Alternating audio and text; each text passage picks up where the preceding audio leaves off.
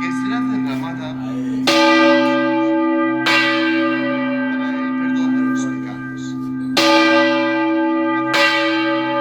En conmemoración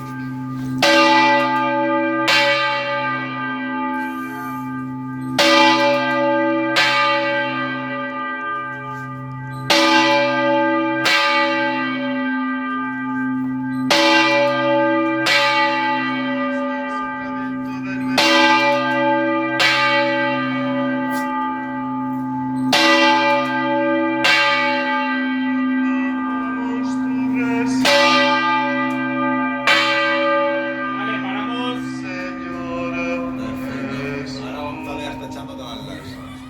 Así pues, Padre, al celebrar